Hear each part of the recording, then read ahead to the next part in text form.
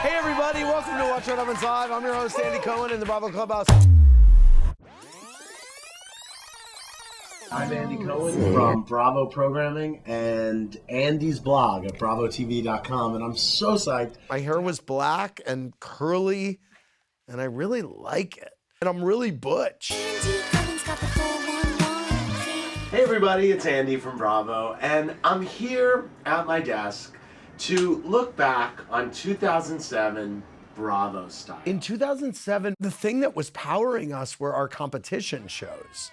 So it was, how do we build off the success of Project Runway? So then the directive was to do what we did for fashion with food, and that's how we came up with Top Chef. And then we decided to do it with hair, which is how we came up with Sheer Genius. And once the Housewives of Orange County was off and running, which by that point it was, we realized, wait, we could do what we did in Orange County in New York with these women who were on a casting tape for Manhattan Moms and then became the Real Housewives of New York.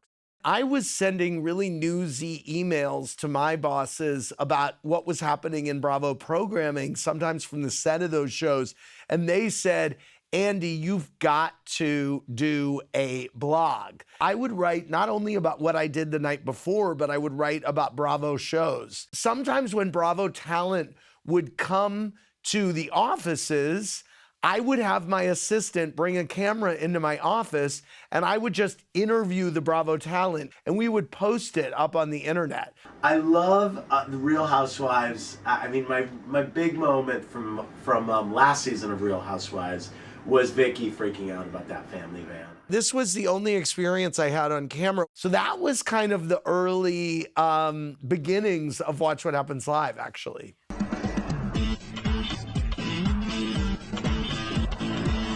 We have a ton of activity on the blogs and the message boards at bravotv.com.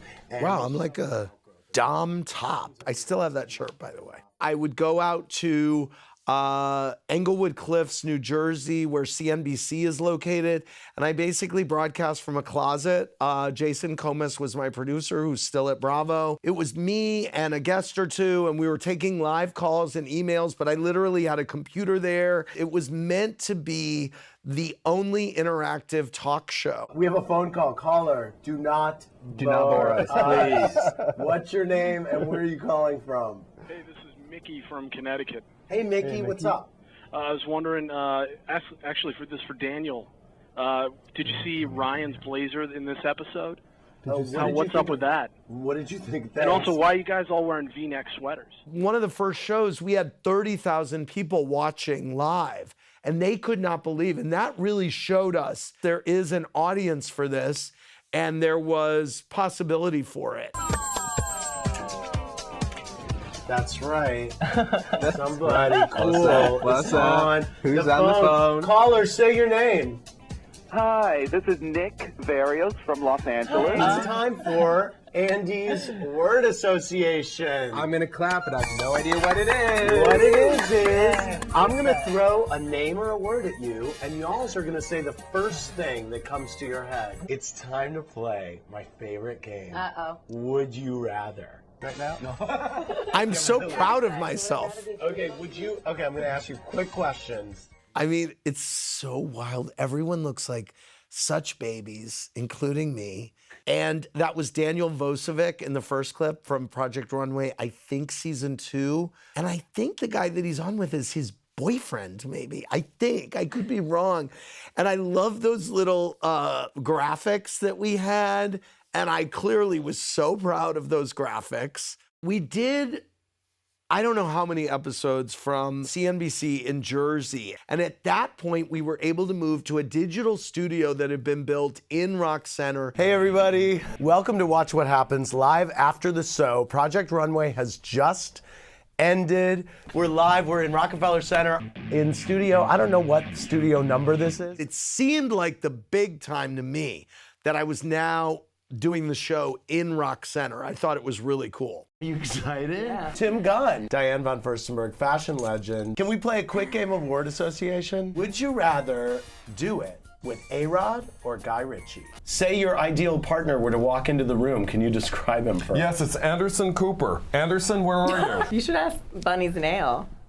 Oh, Bunny, what? Just because a nail came off. Oh, now she's throwing nails. See, that's why I'm glad I wasn't there on that challenge. Let's all wave goodbye. Around that time that we were then broadcasting from Rockefeller Center, and we're now on after Project Runway, and this is all still on BravoTV.com, that was when Michael Davies, who has produced Watch What Happens Live for 15 years, he came to Bravo and he said, I have this little studio downtown.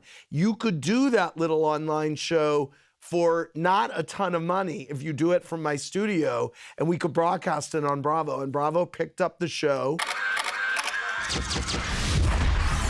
This is Watch What Happens Live at midnight with Real Housewife Danielle, Rico from The Fashion Show, and Sarah Jessica Parker. Gosh, what was that night like? That night in July, I think it might have been July 16th of 2009.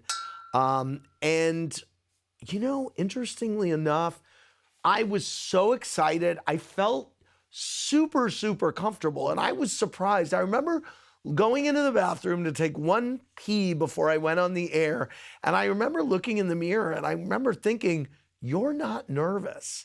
And I kind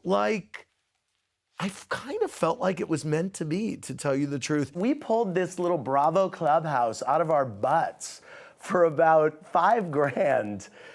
I mean, I think it looks good, but then again, maybe it looks terrible. I was so excited when I first saw the Bravo Clubhouse. I mean, the Bravo Clubhouse is built, it's modeled after a room in my house that my friend Jeannie helped design, actually. The shelving was, well, it's the shelving that's here now, and it's the shelving that was there. I know that the Childcraft encyclopedias, which are encyclopedias from my childhood, also my rug from home, I brought, it's an Edward Fields rug, and the rug that we have currently at Watch What Happens Live is also an Edward Fields rug. We updated it years later with a different rug, but the vibe is still the same.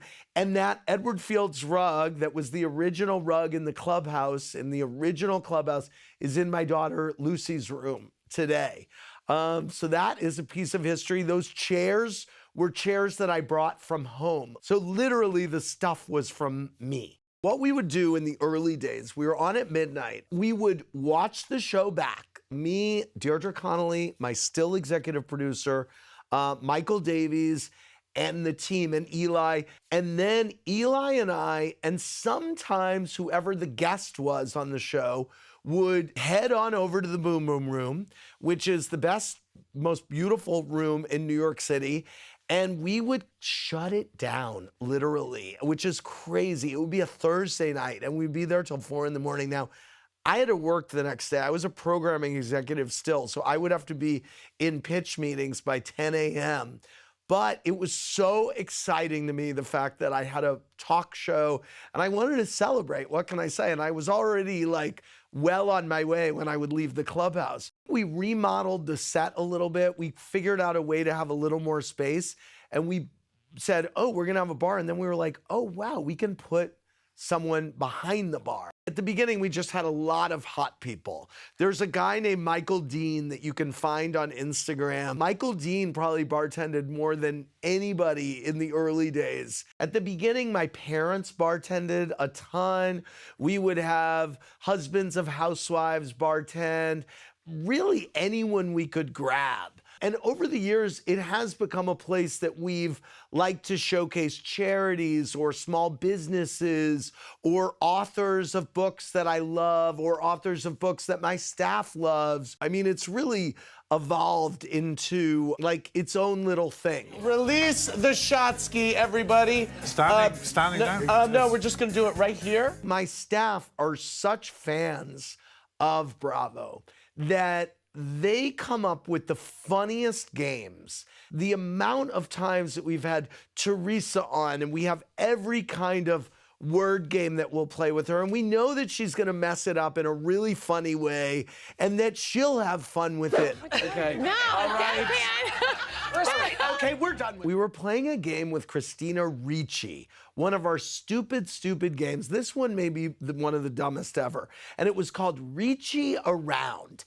And we had, because she has a small arm span, so she's a petite person. So we played a game trying to see if there were everyday items, if Christina Ricci could Ricci around them.